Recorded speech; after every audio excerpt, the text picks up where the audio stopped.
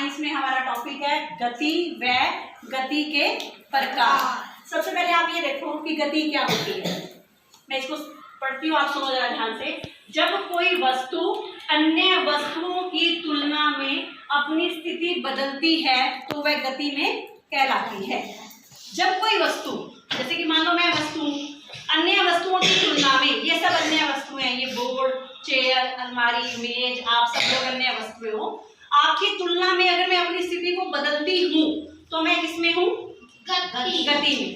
जैसे मैं इस व्हाइट बोर्ड के बिल्कुल पास हूँ, चेयर के साथ खड़ी हूँ, अगर मैं यहाँ से अपनी स्थिति को बदलूं, जैसे मैं आगे हो गई तो चेयर से आगे होगी, अलमारी के साथ हो गई, इस मेज से आगे हो गई, तो जो मैं अपनी स्थिति को बदल रही हूँ तो मैं किसमें हूँ? गति में। यानी कि जब कोई वस्तु अपनी स्थिति को अन्य वस्तुओं की तुलना में बदलती है तो वह गति में कहलाती है।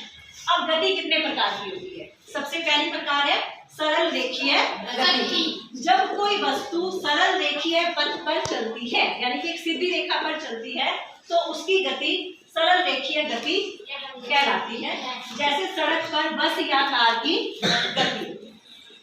बस या कार सड़क पर बिल्कुल सीधी रेखा में चलते हैं। जैसे मान लो मैंने ये गाड़ी ले ली और इस गाड़ी को मैं इस रेखा के ऊपर चलाऊं, ये रेखा मतलब ये लाइन है, इस लाइन के ऊपर मैं अगर खींच रही हूँ तो ये बताओ गाड़ी किसमें है?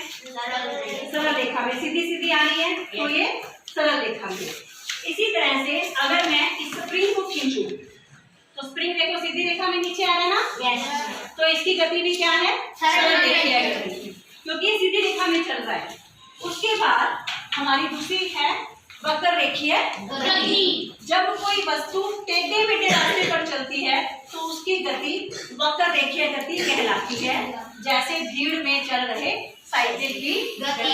अगर हम बाजार जा रहे हैं, बाजार में भीड़ है और आप साइकिल पे हो, तो आप कभी अपनी साइकिल को यूं मोड़ोगे, कभी सीधा लेके जाओगे, कभी ऐसे घुमाओगे, तो जो आपकी गति होगी वो क्या होगी? वक्र रेखीय गति। जैसे देखो मैं आपको क्लास में चल के दिखाऊं, देखो इधर अगर मैं इस गैप में से यूं मुड़ जाऊं तो मेरी गति कैसी होगी? वक्र रेखीय, क्योंकि मैं सीधी ना चलकर घूम के टेढ़ा मेढ़ा चल रही हूँ। लेकिन अगर मैं वापस आते हुए ऐसे आ गई हूँ, आप बताओ मेरी गति कैसी है? सरल रेखीय गति। अगर मैं सीधी रेखा पर चल रही हूँ तो सरल रेखीय गति, और अगर मैं टेढ़ा मेढ़ा चल रही हूँ तो वक्र रेखीय गति। अगर हम देखो क्लास में इस लाइन को ऐसे टेढ़ा मेढ़ा ये रास्ता बनाए, तो बताओ मेरा चौक सीधा चल रहा है या मुड़ के चल रहा है? है ना, तो बार बार ये दिशा को बदल रहा है, तो ये गति कैसी होगी? वक्र रेखीय गति। वक्र रेखीय गति। ये दोनों में अंतर है, सरल रेखीय और वक्र रेखीय। तीसरी गति है आवर्ती। आवर्ती। जब कोई वस्तु अपनी गति को निश्चित समय पर दोहराती है, जैसे उसने एक बार जो गति कही है उसी गति को वो फिक्स टाइम के बाद दोबारा करेगी तो उसकी गति क्या कहलाएगी? आवृत्ति गति। जैसे पृथ्वी की सूर्य के गिर्द गति। पृथ्वी हमें पता है सूर्य के चारों ओर घूमती है और अपना एक चक्कर 365 नहीं 1/4 दिन में पूरा करती है। तो जो और उसके बाद फिर वो वापस दूसरा चक्कर लगाती है।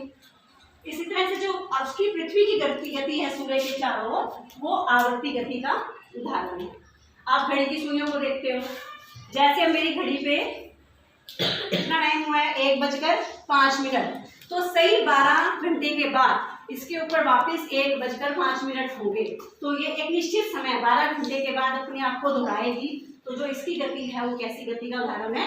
आवर्ती गति का उदाहरण। नेक्स्ट है दोलन गति। दोलना मतलब जब कोई वस्तु निश्चित बिंदु के आगे पीछे या ऊपर नीचे गति करती है तो उसकी गति क्या कहलाती है? दोलन गति। घड़ी के अंदर पेंडुलम होता है, वो यूं घूमता रहता है, जो उसकी गति होती है वो दोलन गति का उदाहरण है। जैसे मैंने ये पेंडुलम बना रखा है, आगे से इसको बांध दिया, ये पेंडुलम बन गया। अब ये यहाँ पे है तो O पॉइंट पे फिक्स है। देखो इसके सामने ऊपर नीचे फर्श पे देखो O पॉइंट है ना, और ऊपर ये पेंडुलम है। तो अगर मैं इसको यहाँ लाके छोड़ दूं तो ये अपनी इसी पोजीशन के O के इधर ऐसे गति करेगा। तो जो इसकी गति का उदाहरण है, ये कैसा उदाहरण है? दोलन गति। दोलन कर रहा है ये। इसी तरह से ये क्या है मेरे हाथ में? झूला। झूले के ऊपर देखो ये क्या है? कील फिक्स की हुई है। इस कील के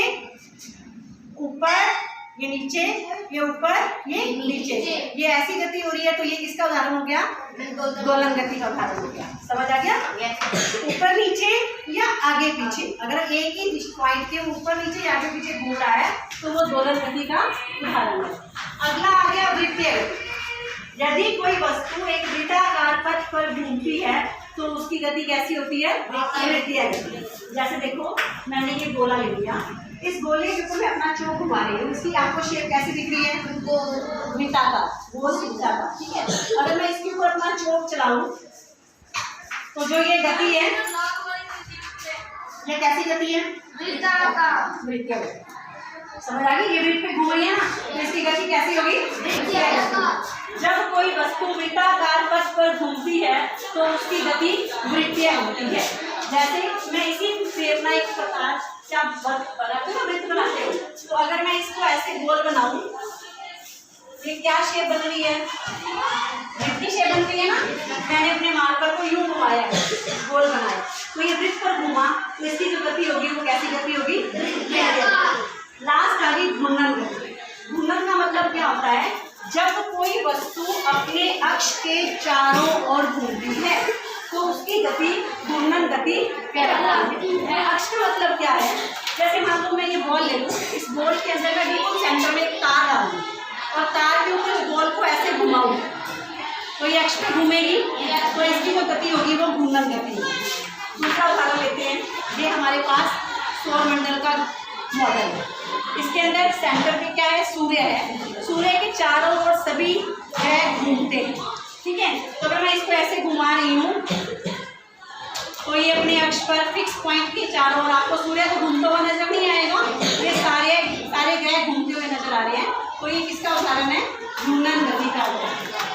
अब आप मुझे अंतर बताओ, अगर मैं इस चौक को इस किनारे पे घुमाऊँ तो क्या ये वृत्तीय गति है या घूर्णन गति है? वृत्तीय गति है। लेकिन अगर मैं इसको घुमा रही हूँ तो